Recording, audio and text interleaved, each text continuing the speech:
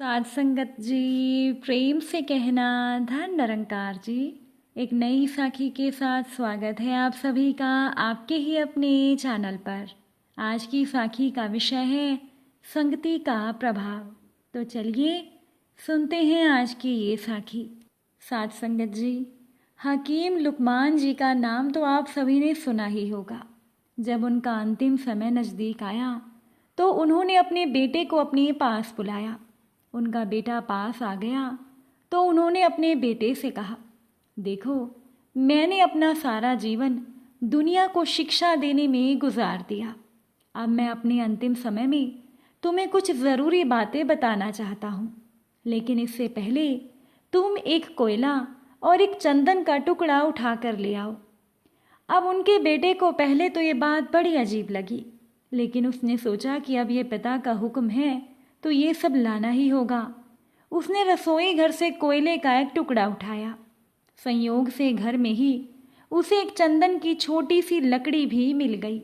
वो दोनों को लेकर अपने पिता के पास पहुंच गया। बेटे को आया देख हकीम लुकमान बोले, बेटा, अब इन दोनों चीज़ों को नीचे फेंक दो। बेटे ने दोनों चीज़ें नीचे फेंक दी और हाथ धोने के लिए जाने लगा। तो लुकमान बोले, ज़रा ठहरो बेटा, मुझे अपने हाथ तो दिखाओ।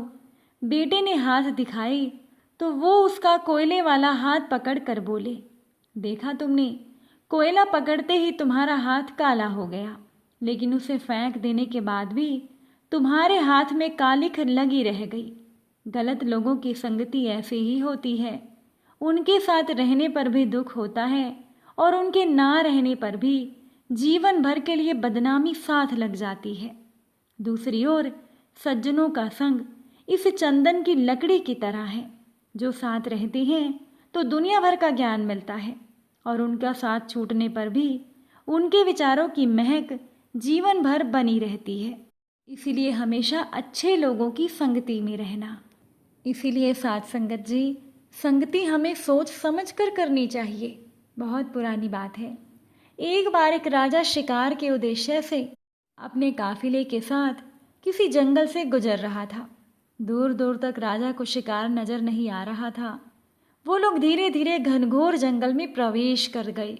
अभी कुछ ही दूर वो गए थे कि उन्हें कुछ डाकुओं के छिपने की जगह दिखाई दी। जैसे ही वो उसके पास पहुंचे कि पास के पेड़ पर बैठा हुआ तोता बोल पड़ा, पकड़ो पकड़ो, एक राजा आ रहा है, इसके पास बहुत सारा सामान है, लूटो लूटो, जल्दी आओ जल्दी आओ। तोते की आवाज़ सुनकर सभी डाकू राजा की ओर दौड़ पड़े। अब डाकुओं को अपनी ओर आता देख राजा और उनके सैनिक दौड़कर भाग खड़े हुए। भागते भागते वो लोग कोसों दूर निकल गए। सामने एक बड़ा सा पेड़ दिखाई दिया। कुछ देर सुस्ताने के लिए वो उस पेड़ के पास चले गए। जैसे ही पेड़ के पास पहुंचे कि उस पेड़ पर बैठा हुआ तोता बोल पड़ा, आओ राजन, हमारे साधु महात्मा की कुटी में आपका स्वागत है। अंदर आइए, पानी पीजिए और विश्राम कर लीजिए। तोते की इस बात को सुनकर राजा हैरत में पड़ गया और सोचने लगा कि एक ही जाति के दो प्राणियों का व्यवहार इतना अलग अलग कैसे हो सकता है। राजा को कुछ भी समझ में नहीं आ रहा था। राजा तोते की बात मानकर अंदर साधु की कुटिया की ओर चला गया। साधु महात्मा को प्रणाम करके राजा उनके समीप बैठ गया और अपनी सारी कहानी साधु महात्मा को सुनाई। फिर उनसे धीरे से पूछा, ऋषिवर, इन दोनों पक्षियों के व्यवहार में आखिर इतना अंतर क्यों है तो दोनों ही तोते।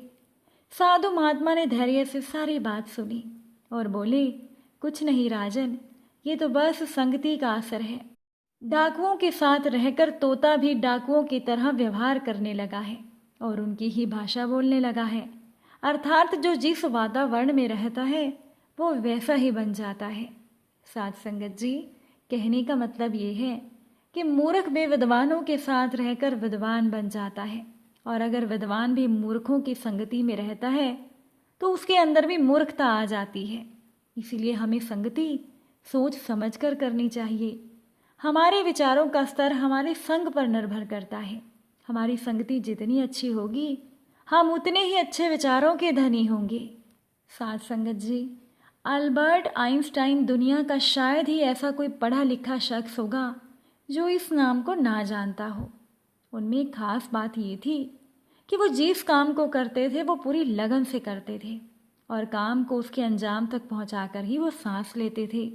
यही कारण बना कि अल्बर्ट आइंस्टाइन दुनिया के महान वैज्ञानिक बने। विज्ञान के क्षेत्र में उन्होंने अपना बहुत बड़ा योगदान दिया है। रिलेटिविटी नामक फिजिक्स के एक टॉपिक पर रिसर्च करते हुए अल्बर्ट आइंस्टाइन को बड़े बड़े कॉलेज और यूनिवर्सिटीज़ में जाना पड़ता था। वो लेक्चर देते और कोई नई चीज़ मिलने पर अपने टॉपिक में उसको प्रयोग करते। उनकी कार का ड्राइवर भी उनके साथ जहाँ जाता तो उनका लेक्चर, उनका भाषण ज़रूर सुनता था। लेक्चर सुनते सुनते ड्राइवर को एक एक शब्द याद हो गया था। अब एक दिन अल्बर्ट आइंस्टाइन किसी यूनिवर्सिटी में लेक्चर देने के लिए जा रहे थे। तभी उनके ड्राइवर ने कहा, सर, आप जो भी लेक्चर देते हैं वो तो इतना आसान होता है कि सुनकर कोई भी दे सकता है। अब उस दिन आइंस्टाइन एक ऐसी यूनिवर्सिटी में जा रहे थे जहाँ सब उनका नाम तो जानते थे, लेकिन उनको देखा किसी ने नहीं हुआ था। इसीलिए आइंस्टाइन ने अपने ड्राइवर से कहा, अगर तुम्हें ये सब इतना आसान लगता है तो इस बार कार मैं चलाता हूँ, तुम लेक्चर दे दो। ड्राइवर को बात अच्छी लगी। दोनों ने अपने कपड़े बदले और यूनिवर्सिटी जा पहुँचे। यूनिवर्सिटी पहुंचकर दोनों कार से बाहर निकले और ड्राइवर ने जाकर लेक्चर देना शुरू कर दिया। ड्राइवर ने बिना पढ़े ही सारा लेक्चर दे दिया। वहाँ मौजूद बड़े बड़े प्रोफेसरों को भी इस बात की भनक नहीं लगी कि लेक्चर देने वाले आइंस्टाइन नहीं बल्कि उनके ड्राइवर हैं।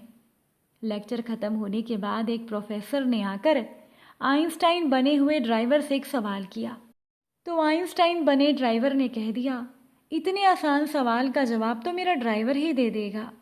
फिर सबके सवालों के जवाब ड्राइवर बने हुए आइंस्टाइन ने दे दिए। जब सवालों का सिलसिला ख़त्म हुआ और वापसी का समय आया तब आइंस्टाइन ने बताया कि लेक्चर देने वाला वो खुद नहीं बल्कि उनका ड्राइवर था। ये सच्चाई सुनकर सबके सर चकरा गए। जो चीज़ें बड़े बड़े वैज्ञानिक समझ नहीं पाते वो एक ड्राइवर ने इतनी आसानी से सबको समझा दिया। साथ संगत जी, इस तरह हम देख सकते हैं कि कैसे एक साधारण ड्राइवर की सोच एक महान वैज्ञानिक के संपर्क में रहने से कितनी महान हो गई। जिस चीज़ को करने के लिए लोगों की सारी उम्र लग जाती है, आइंस्टाइन के प्रभाव के कारण उनके ड्राइवर ने वो चीज़ बड़ी ही आसानी से कर ली। और वहीं पर आइंस्टाइन, जो कि साधारण लोगों में ही रहते थे, अपने गुणों के बल पर उन्होंने अपनी एक अलग पहचान बना ली थी। साथ संगत जी, यही गुण हमें भी ग्रहण करने चाहिए। अगर हम अपने विचारों को महान बनाना चाहते हैं तो हमें महान लोगों की संगति में रहने की कोशिश करनी चाहिए, उनके बारे में पढ़ना चाहिए।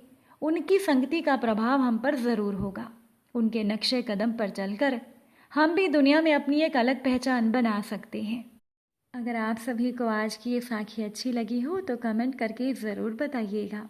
आप सभी से फिर मुलाकात होगी नई साखी और नए विचारों के साथ। साथ संगत जी, प्यार से कहना, धन निरंकार जी।